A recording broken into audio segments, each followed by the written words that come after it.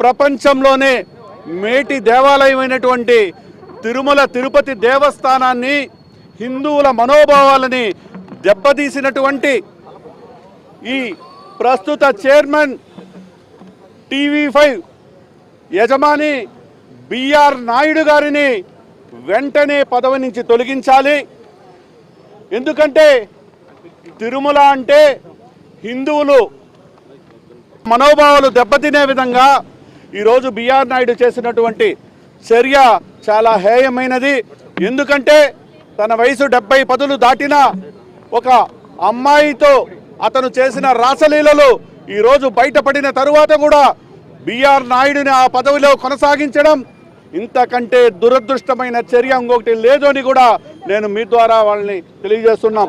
అదేవిధంగా గతంలో చూస్తే ఎస్విబిసి ఛానల్లో ఉన్నటువంటి పృథ్వీ అనే ఒక అతనిని కేవలం ఫోన్లో ఏదో సంభాషించారు అని ఒక వార్త వస్తే ఆనాటి ముఖ్యమంత్రి జగన్మోహన్ రెడ్డి గారు వెంటనే పృథ్వీ గారిని పార్టీ నుంచి సస్పెండ్ చేసి ఆ పదవి నుంచి తొలగించిన గొప్ప చరిత్ర జగన్మోహన్ రెడ్డి గారిది. అయితే ఈరోజు సోయానా అతని రాసలీలతో ఉన్నటువంటి ఆడియోలు వీడియోలు మొత్తం బయటపడినా ఈ రోజుటికి కూడా బిఆర్ నాయుడిని ఇంకా కొనసాగించడం చాలా దురదృష్టం.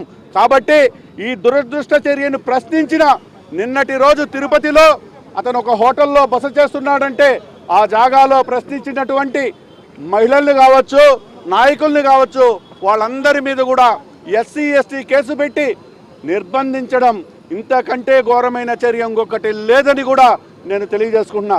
కాబట్టి ఆ నిర్బంధించిన వాళ్ళని వెంటనే రిలీజ్ చేసి వాళ్ళ మీద పెట్టినటువంటి తప్పుడు కేసులను సైతం ఎత్తేయాలని కోరుకుంటూ బిఆర్ నాయుడిని వెంటనే ఆ పదవి నుంచి తొలగించి నూతనంగా ఎవరినైనా నిర్మించుకొని హిందువుల మనోభావాలు కాపాడవలసిందిగా కోరుకుంటున్నాం.